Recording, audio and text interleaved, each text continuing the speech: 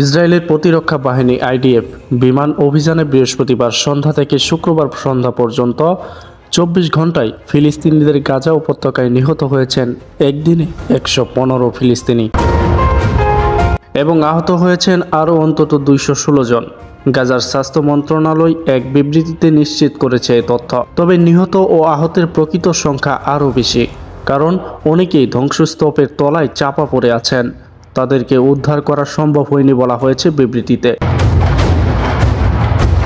২০২৩ সালের অক্টোবর থেকে গাজায় অভিযান শুরু করে আইডিএফ। শুক্রবারের অভিযানের পর গত ১.৫ বছরে উপত্যকাটি মোট নিহত ও আহতের সংখ্যা পৌঁছেছে যথাক্রমে ৫৩,১১৯ জন এবং ১,২০,২১৪ জন আহত হয়েছেন। এই নিহত এবং আহতদের ২৬% নারী এবং শিশু। ২৩ সালের ৭ই অক্টোবর ইসরায়েলের ভূখণ্ডে ঢুকে অতর্কিত হামলা চালায় গাজা উপত্যকা নিয়ন্ত্রণকারী সশস্ত্র রাজনৈতিক গোষ্ঠী হামাসের যোদ্ধারা। এলোপাতাড়ি গুলি চালিয়ে ১,২০০ জনকে হত্যার পাশাপাশি ২৫১ জনকে জিম্মি হিসেবে ধরে নিয়ে যায় তারা। হামাসের হামলার জবাব দিতে এবং জিম্মিদের মুক্তি করতে ওই দিন থেকেই গাজায় অভিযান শুরু করে ইসরায়েলি বাহিনী।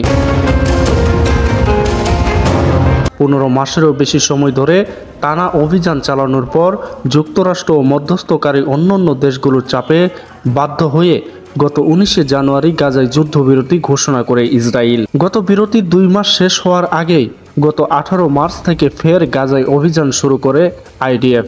দ্বিতীয় দফার এই অভিযানে গত প্রায় ২ মাসে দিনে গাজায় নিহত হয়েছেন ২,৯৮৫ জন ফিলিস্তিনি এবং আহত হয়েছেন আরও ৮,১৭৩ জন। যে ২৫১ জন জিম্মিকে হামাসের যোদ্ধারা ধরে নিয়ে গিয়েছিল তাদের মধ্যে এখনও অন্তত ৩৫ জন জীবিত রয়েছে বলে ধারণা করা হচ্ছে। সামরিক অভিযানের মাধ্যমে তাদের উদ্ধার করার ঘোষণা দিয়েছে আইডিএফ।